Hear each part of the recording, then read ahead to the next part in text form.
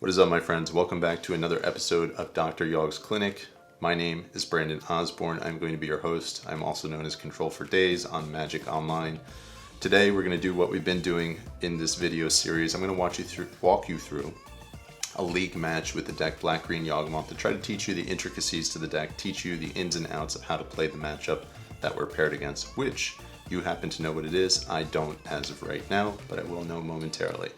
Deck list for the day. My main deck is what I'm kind of settling in on. I've removed Patron. I've put Scavenging Ooze back in the deck just because it frees up a slot in my sideboard, and I think there's value to having an extra card to be able to sideboard, more so than I think Ooze is so much better than Patron. One Prosperous Innkeeper in the main deck. Sideboard, somewhat experimental, 2 Crusaders, 2 Chalice of the Void, 1 Cetessan Petitioner, which is my first time trying that card. Pulled out Bailoff, put in the Petitioner. I want to see how it performs. We are currently on the play, and I'm going to take a look at my hand.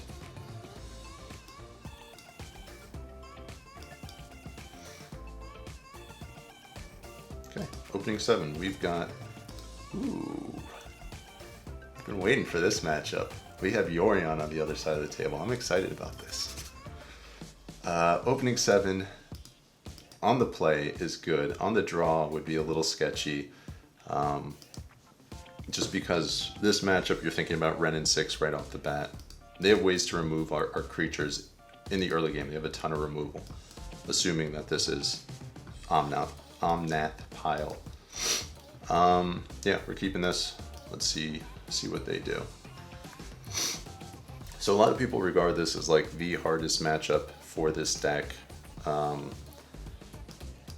currently have like a 60-something% win percentage against this deck, which maybe it's just such a small sample size. I think it's like 30 matches. Maybe I'm just getting lucky. But I don't think it's necessarily as bad as people make it out to be. Oh. Maybe this isn't what I thought it is. Maybe this is like 80 card Death and Taxes. In which case, I jumped the gun a little bit. We'll see. We'll see what we're playing against. But if this is in fact Death and Taxes, our hand lines up really, really well, because we're going to have a Yawgmoth in play next turn. So we'll see. We'll see if that's what it is. The only card that really stops us is the one that prevents us from fetching or searching our deck.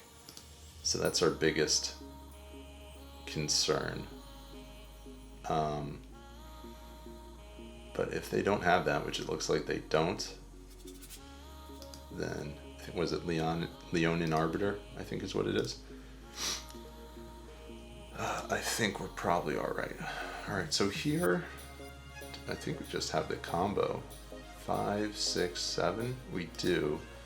They're going to get to draw a card off the Sentinel. But I think that's okay. I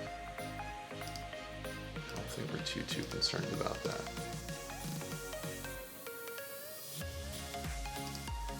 So it's interesting they didn't crack their fetch land. They might be leaving up something. Feels like they're leaving up something. So we're just gonna wait. Let them dirtle and try to deal with what we're doing here. If they crack this fetch, I'm pedal to the metal. I'm all in. So we're gonna hit for 3.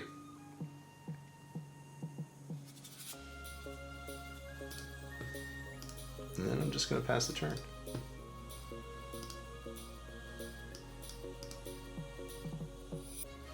So now we can pay for the Sentinel, which is nice. See if they crack the fetch land here. Alright, so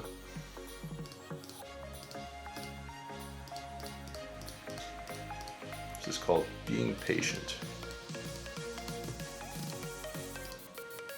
So we're going to pay for that.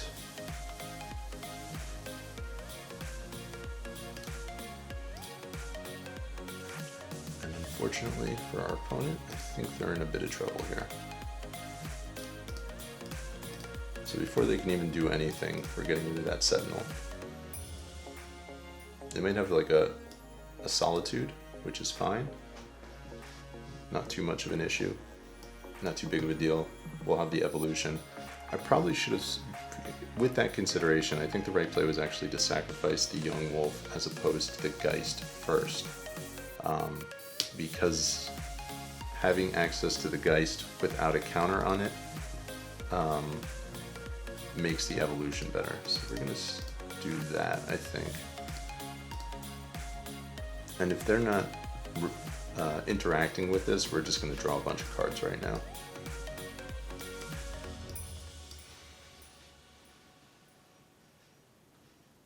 Okay, so there's the Solitude, which we kind of anticipate they would have. There's a Sun Titan in their hand. I don't know what that's all about. What is it? I don't even know what this land is. 7 or more planes, you may return target creature card from your graveyard to the battlefield. Okay, so like some sort of graveyard recursion strategy. Okay, here, I think I'm going to eat the Solitude just in case they have an Ephemerate.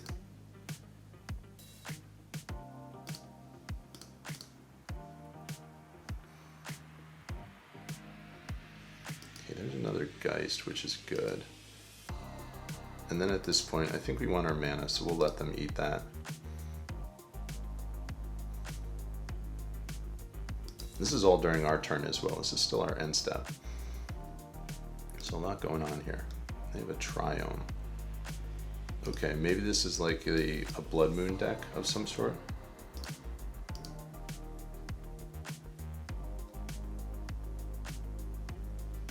Okay. Wasn't expecting that one. Got a little bit of a brew here. The land is probably our best draw. That's what we pulled. Alright, so that's good. We're going to hit with the Geist.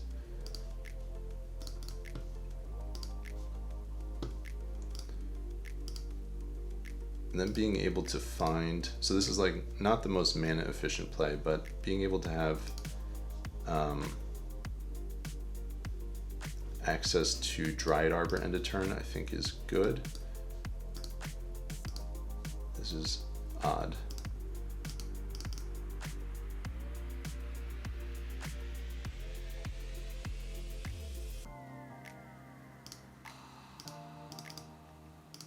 Yeah, so first I said it was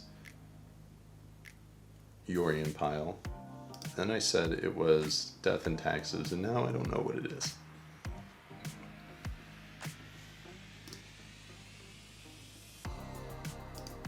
So I wonder if they spend their turn exiling this, and they do. So their Emperor is going to die.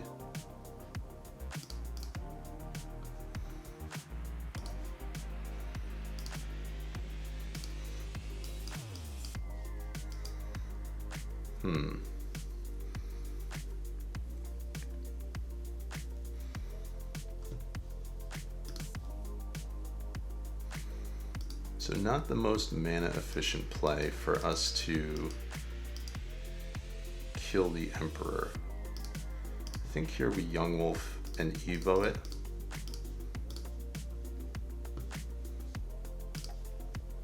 I think we get, so we can get a Messenger, which puts us in a position to kill them next turn if we resolve our Yawgmoth.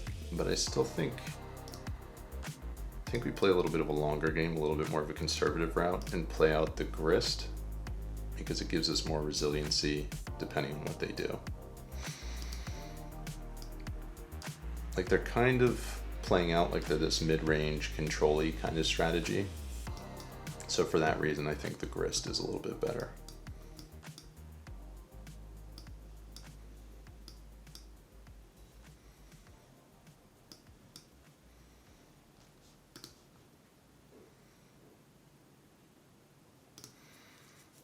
We need to keep this on our radar. Control 7 or more planes. Never seen that card before. Seems a fine addition as a one of.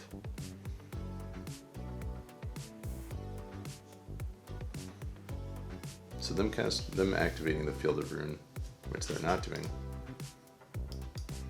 Would be a little problematic if they did. So they're going to blink their Emperor. Oh, okay. That's fine.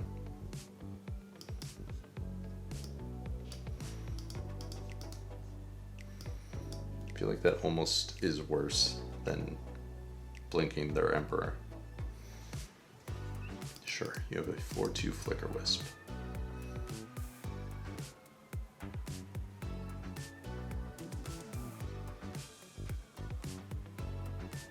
I don't know what to expect right now. Okay, getting rid of the wolf, that's decent. That's decent. So here, like, had we gotten Drolf's Messenger, like, we would have been in such a worse position, but just our ability to be able to just pump out tokens just puts us in a so much of a better place than what we would have been. And they have one blue up.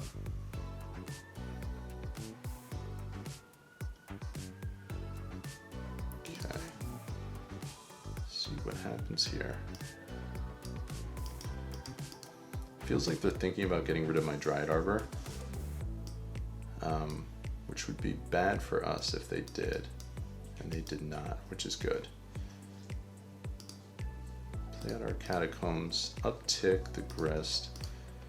So my guess is that they have that that March card, March of the Otherworldly Light, I think it's called. Which, if they do, I think they'll be able to get rid of our Yawgmoth this turn.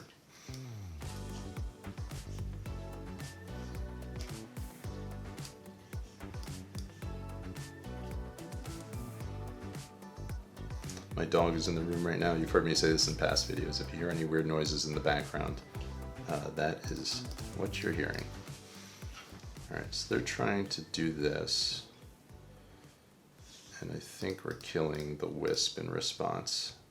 Let's just neutralize the value they're trying to get here.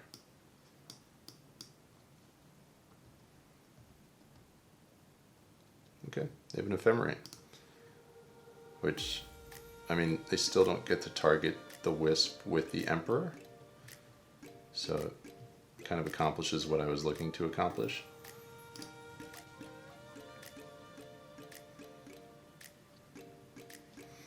I don't think that really does anything.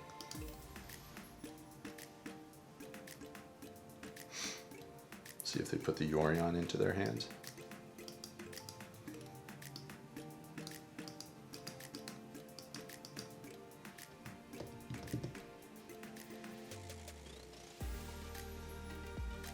This is still game one right now. I think we're pretty far ahead as long as this Yawgmoth stays in play this turn. Okay, it's a fairy.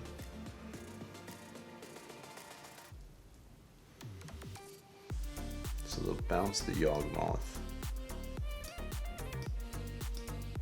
which is fine.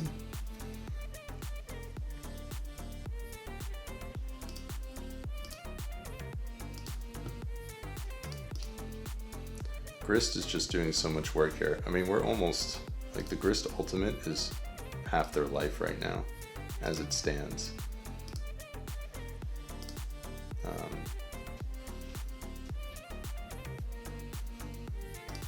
Chord is pretty good. I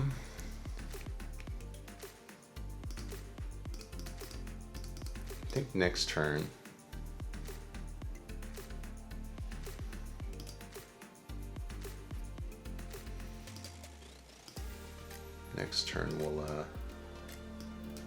we'll probably be able to do some pretty significant things. Being able to get another token in play.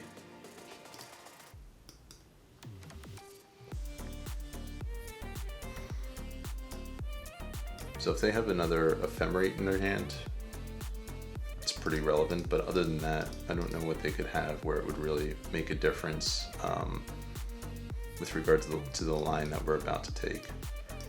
Okay, so they didn't ephemerate.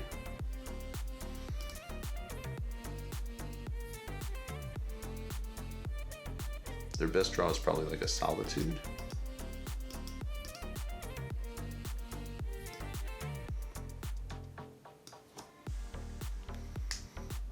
Alright, so they're down ticking that, making a token.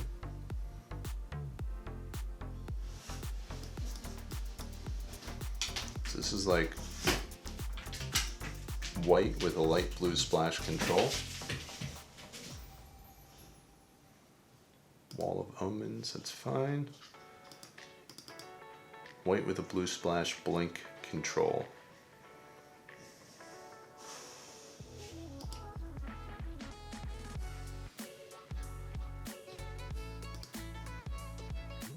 Teferi number 2 is fine.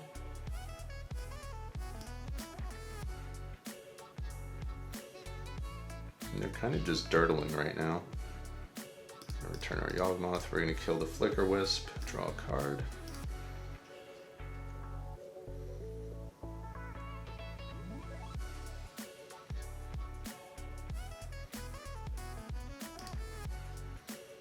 Land would be really good. Alright, there's our land. That's what we wanted. Just make sure I don't mess up my mana here.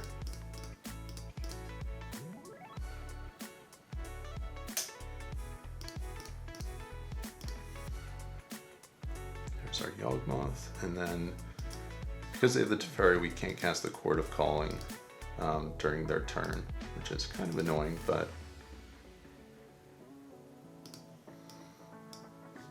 next turn, I think we'll be in a position to do that.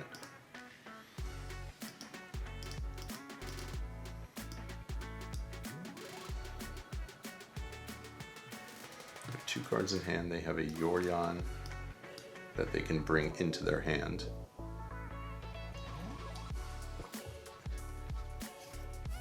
We're a little bit up on time right now as well, which, given how grindy this game has been, that might be something that comes into play. You know, not having an idea of what they're doing in their deck is also, you know, I think it plays a role. Like the fact that they had a Supreme Verdict wasn't something I was playing around. I thought they were on Death and Taxes, so.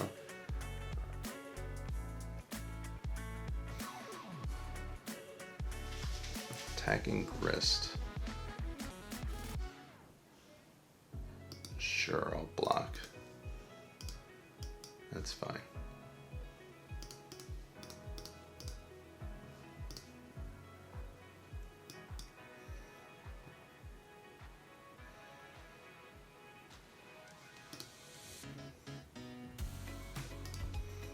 Okay, I mean, this really, once again, I'm not exactly sure what they're trying to accomplish here. They'll put a 1/1 counter on it.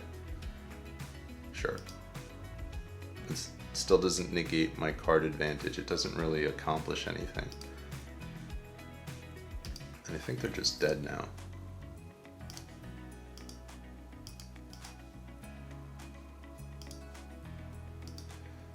I think. 1, 2, 3. Messenger.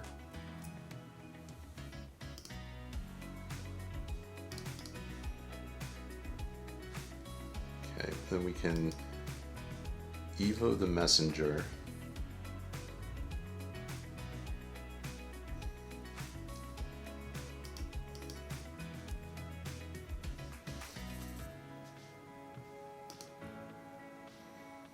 Let me see. Evo the Messenger. 2, 3. Get a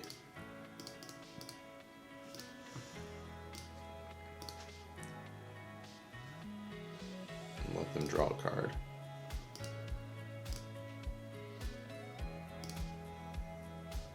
An Innkeeper, I think, gets us there.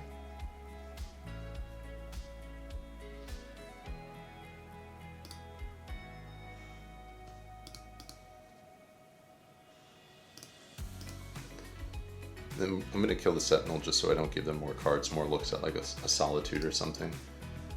I think this is good enough.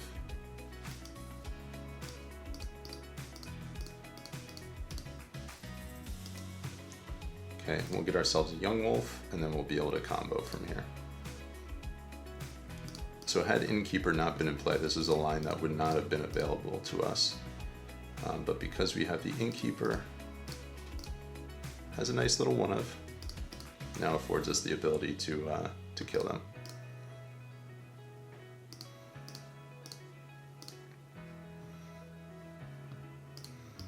So after much grinding, we got there in this game 1. It'd be nice if they scooped.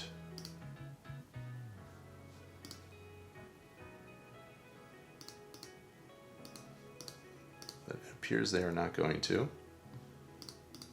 Don't think we're going to go to time, but I guess we're a little bit behind on the clock.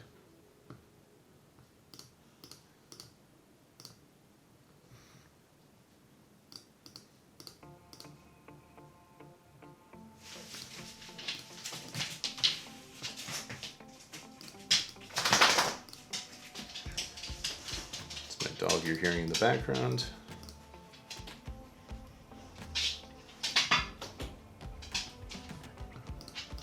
Hi, buddy. Hello. I miss you. They're at 2 life right now. Alright, and we got the win. Alright, so sideboarding against that matchup, we are going to, I think we're going to bring the Crusaders in. I think they're fine here. Not 100% sure what they're doing. I think Thoughtseize is probably pretty good in this matchup. They had some graveyard synergies with Sun Titan and that land, so maybe Endurance, but given the fact that they have Teferi, I don't think we're going to bring that in. The rest of this stuff, maybe Crime Punishment. I think we're going to bring in the Liberator just to have it out to like Rest in Peace or something like that. And then Crime Punishment. Probably not good enough. Probably not. Okay, so we're going to go with those 5 cards. That's what we're going to try. In terms of cuts,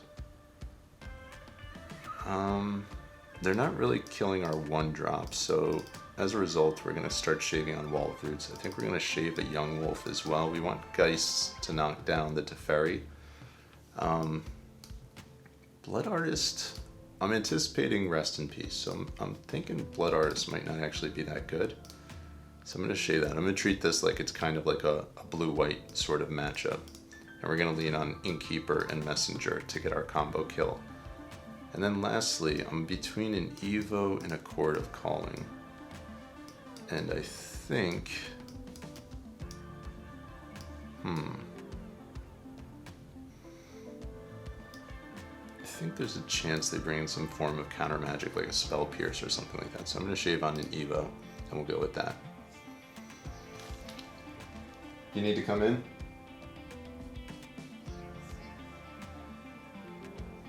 Oh. Alright, so we're on to game 2. We're down on time just a little bit. We're playing against Yorion Blink. Blue-white Yorion Blink. This league has been very interesting in terms of the decks we've been playing against. Maybe I should have cut the ooze. Maybe.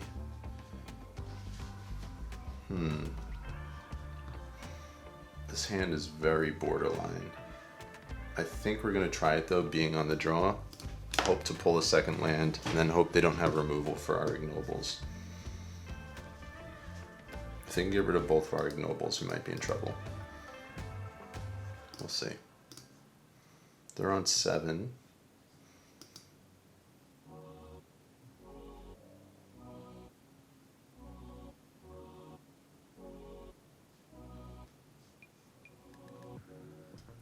Alright, we're in game 2. I got disconnected momentarily.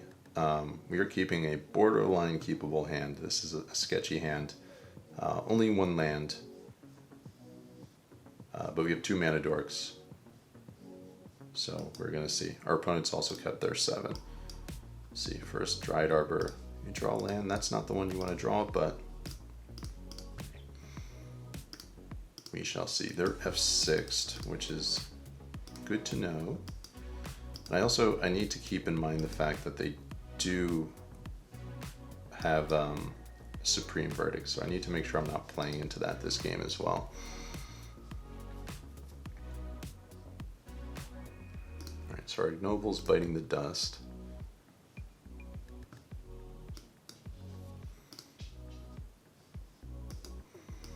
Evo is not great. Play out our Arbor and our Ignoble. Yeah, if they have a turn 4 Verdict, we're going to be in trouble this game, I think. That will be pretty bad for us.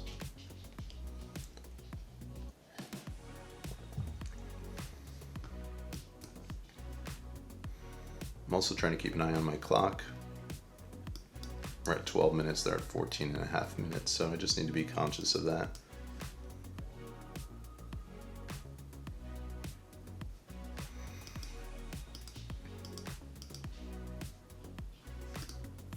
F6 through their turn. Let's see what they got. I guess there's a chance that I could need to use the Endurance here, but not going to stress. I'm just going to let them do their thing. Hope I don't get punished for hitting F6. Because the convenience of it is better than playing correctly. March of the Otherworldly Light? Is it?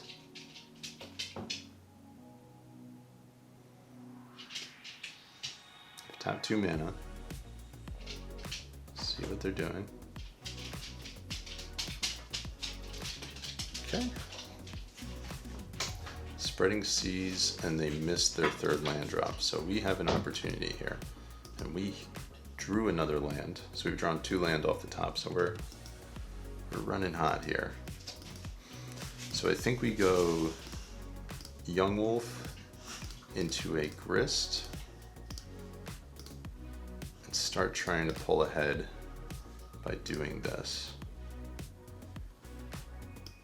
We could also, well, I feel like Crusader isn't that good right now because once again, if they have a Supreme Verdict, it gets rid of it just the same. So I think Grist is the card we want to be able to play the long game here. It also feeds into our Court of Calling, which is really good.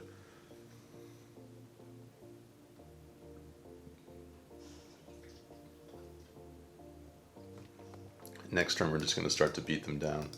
And we'll be playing it for the rest of the, for at least the foreseeable future, we'll be playing at instant speed as well. So make them kind of make the move as opposed to us being the ones who are initiating the offense.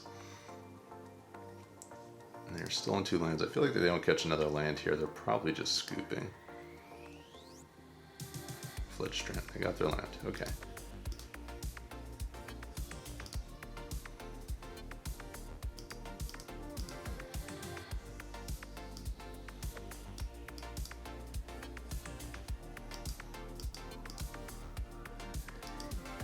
Innkeeper is pretty good.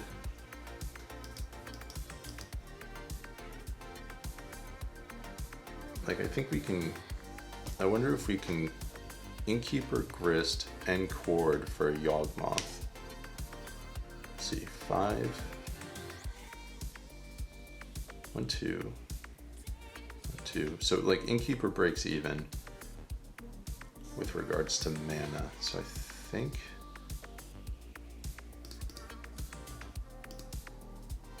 we can do that. And I know I'm committing a lot to the board here.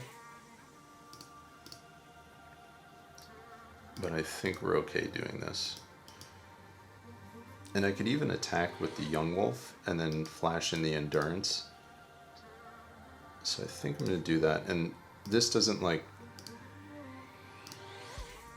doesn't give my hand away in terms of having the Court of Calling. Kind of does, because I have the Insect and the Dried Arbor back, so I guess I could get in for 1 more damage, but it's not that obvious based on the fact that I just took myself off of Yawgmoth, or so it appears based on the way that this is looking right now.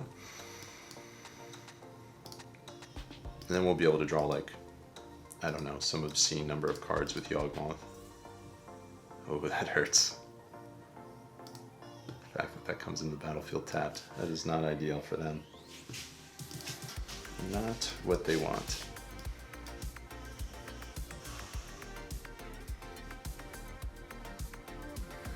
Three mana, an apparition. I think they're going to be pretty disappointed here. They're going to get rid of the Grist, I would have to imagine, which is fine.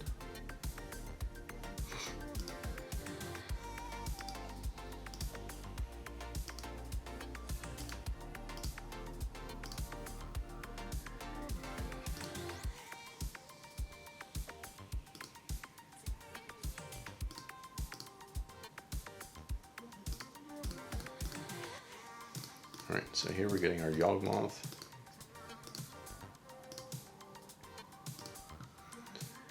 Once again, I would not be surprised if they scooped here. Alright, so we gained our life. We're going to kill the apparition. We'll get ourselves another creature. We might be able to just kill them from here. Alright, so we have the combo. Dump the Dryad Arbor, we'll get rid of the apparition.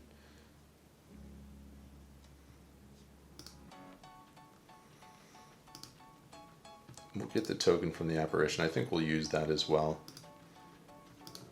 No, we'll swing first. We'll swing on our turn. I think we have 1, 2, 3, 4, 5, 6, 7, 8, 9, 10.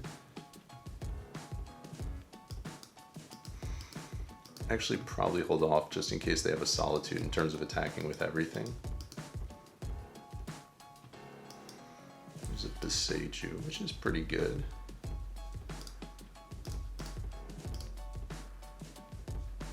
Okay, it seems like they're F6'd.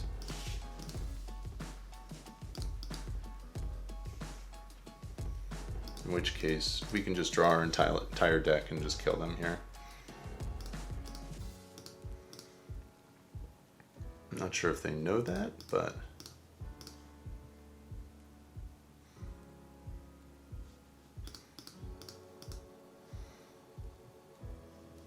I don't know if they're just banking on us running out of time here.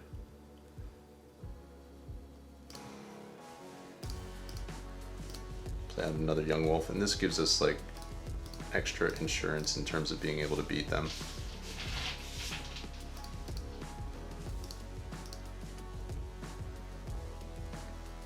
All we need to find is a Chord of Calling. A lot of lands.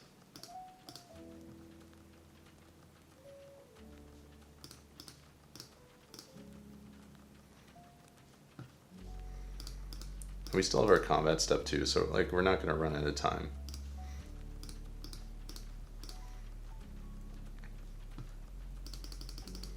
We'll probably hit them for like 7 or 8 during combat, and then get our Blood Artist into play and kill them from there. So I guess while we're drawing and attempting to find our Blood Artist, I'll explain what's going on here. So we got a couple different things. We have the Prosperous Innkeeper. It gains life every time a creature comes into play. We have our 2 Undying creatures, which create a loop with Yawgmoth, where you can just take a 1/1 counter off of one of them by sacrificing targeting it with Yawgmoth's ability. And then typically we would lose a life when that happens, but because every time one of them goes to the graveyard, there's an Undying trigger, we're going to gain a life off the Innkeeper, and therefore we do not lose.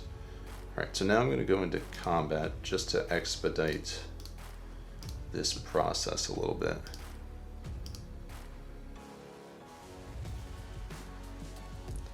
So technically I could deal them a little bit more damage by having a 1/1 counter on the Geist. I don't think it matters, so I'm not going to stress over that. I think they're thinking about solituding, which really doesn't matter.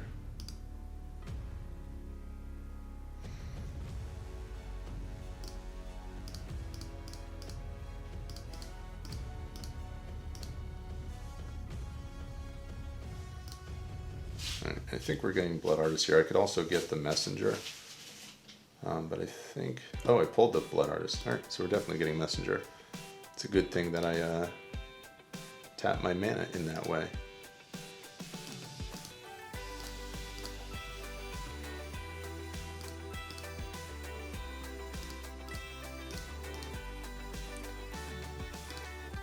Forgot that I pulled the Blood Artist out of the deck.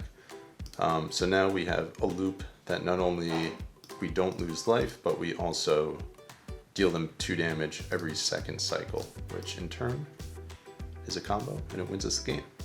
So we got there 2-0 against Yorion, Taxes, Pile. I was hoping for Yorion Elementals, but we did not play against that, unfortunately. So, I mean, it's like basically a control deck that's built around creatures. You know, our Undying creatures are really strong against them. Grist is really strong against them. And the ability to play at instant speed is really strong against them. So those 3 things in combinations, I mean, I've never played against that before, but it feels like it would be a good matchup. So we got the W. Hopefully you've learned something watching this. Hopefully you've enjoyed this video. And if you have, as always, subscribe, give me a thumbs up, leave me a comment. YouTube likes those things. I like those things, so please do that. And additionally, there are resources in the comments section. There is a sideboard guide with matchup tips. There is a condensed sideboard guide that you can put into your deck box, and there is also a stat sheet, gives you all of my stats playing this deck for the last like 6 months or so. So you can access that and see how the deck fares against different matchups. Additionally, I am in the midst of writing a primer for this deck, a very detailed